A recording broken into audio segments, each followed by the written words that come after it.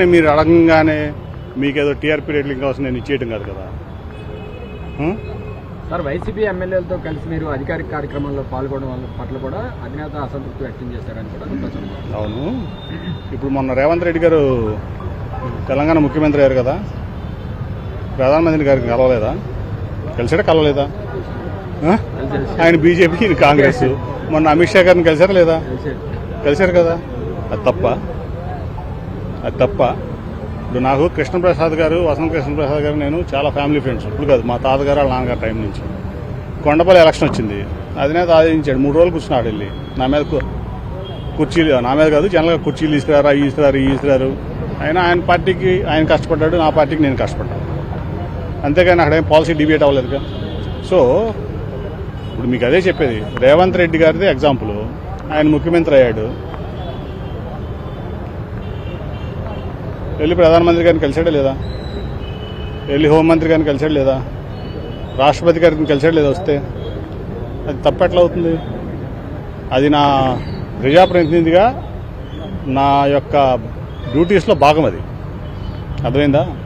That is మంచి సాంప్రదాయం కూడా. నీ పార్టీ కోసం నువ్వు కష్టపడు, అట్లాగే ప్రజల కోసం అందరూ కలిసి పనిచేయాలి అనేది నా లక్ష్యం, నా భావన. అదే ఇప్పుడు మీకు అనేక ఎగ్జాంపుల్స్ ఉంటాయి.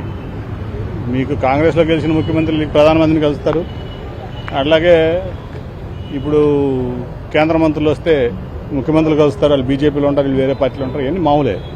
అవన్నీ మీరు ముందు మీడియా మీరు ఇట్లాంటి పిచ్చి క్వశ్చన్లు అడగకూడదు. అర్థమైందా? అది మీడియాకి చాలా బాధ్యత ఉంది. అది ఎట్లా క్వశ్చన్ చేస్తారు? అట్లా క్వశ్చన్ మీరు తప్పు కదా. చలో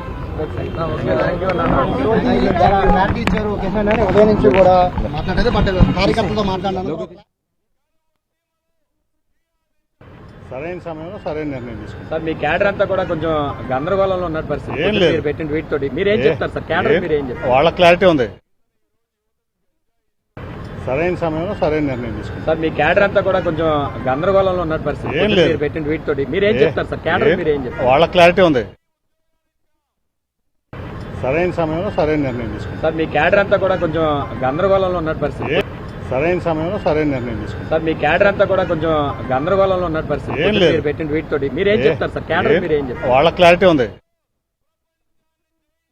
సరైన సమయంలో సరైన నిర్ణయం తీసుకుంటారు. సార్, మీ క్యాడర్ అంతా కూడా కొంచెం గందరగోళంలో ఉన్న పరిస్థితి. ఏం లేదు, మీరు పెట్టిన ట్వీట్ తోటి మీరేం చెప్తారు సార్? క్యాడర్ మీరేం చెప్తారు? వాళ్ళ క్లారిటీ ఉంది. సరైన సమయంలో సరైన నిర్ణయం తీసుకుంటారు. సార్, మీ క్యాడర్ అంతా కూడా కొంచెం గందరగోళంలో ఉన్న పరిస్థితి. ఏం లేదు, మీరు పెట్టిన ట్వీట్ తోటి మీరేం చెప్తారు సార్? క్యాడర్ మీరేం చెప్తారు? వాళ్ళ క్లారిటీ ఉంది. సరైన సమయంలో సరైన నిర్ణయం తీసుకుంటారు. సార్, మీ క్యాడర్ అంతా కూడా కొంచెం గందరగోళంలో ఉన్న పరిస్థితి. ఏం లేదు, మీరు పెట్టిన ట్వీట్ తోటి మీరేం చెప్తారు సార్? క్యాడర్ మీరేం చెప్తారు? వాళ్ళ క్లారిటీ ఉంది. సరైన సమయంలో సరైన నిర్ణయం తీసుకుంటారు. సార్, మీ క్యాడర్ అంతా కూడా కొంచెం గందరగోళంలో ఉన్న పరిస్థితి. ఏం లేదు, మీరు పెట్టిన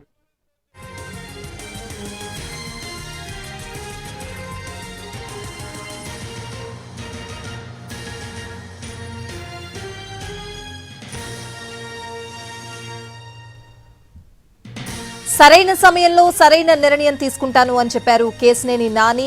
క్యాడర్ అంతా కూడా ఒక గందరగోళ పరిస్థితుల్లో ఉంది కదా అని అడిగిన ప్రశ్నకు మా వాళ్ళందరికీ ఒక క్లారిటీ ఉంది అని చెప్పారు కేశినేని నాని. కాలమే అన్నింటినీ నిర్ణయిస్తుంది, సరైన సమయంలో సరైన నిర్ణయం తీసుకుంటాను అని ఆయన చెప్పారు. అలాగే ఎల్లుండి జరిగే సభకు తనను రావద్దన్నారు, అధినేత ఆజ్ఞను భక్తుల్లా పాటిస్తాను అని కూడా కేశినేని నాని మాట్లాడడం చూశాం. ఇండిపెండెంట్ గా పోటీ చేసినా గెలుస్తా అనే నమ్మకం నాకుంది అని చెప్పి కేశినేని నాని చెప్పారు. అలాగే క్యాడర్ కి కూడా ఒక క్లారిటీ ఉంది, సరైన సమయంలో సరైన నిర్ణయం ప్రకటిస్తాను, టైం వచ్చినప్పుడు అన్నిటికీ సమాధానం చెప్తాను అని చెప్పారు కేశినేని నాని.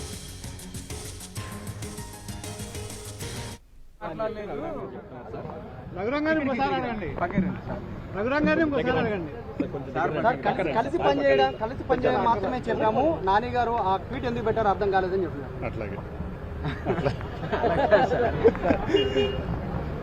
అట్లాగే అంటున్నా సార్, మీ నిర్ణయం కోసం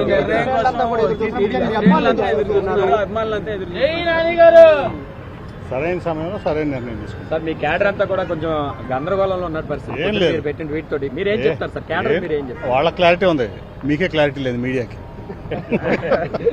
మా వాళ్ళకి అందరికీ క్లారిటీ ఉంది, So, అయితే మీరు- మీడియాకే క్లారిటీ లేదు. ఫ్లైట్ సార్, మీరైతే హాజరవట్లేదు అంటున్నారు. సో ఎల్లుండి ఫ్లైట్ ఏదో తెలుసు. మీరైతే హాజరవట్లేదు అన్నారు. బట్ ఎల్లుండి జరిగే సభకి మీ అభిమానులకి ఏం చెప్తారు?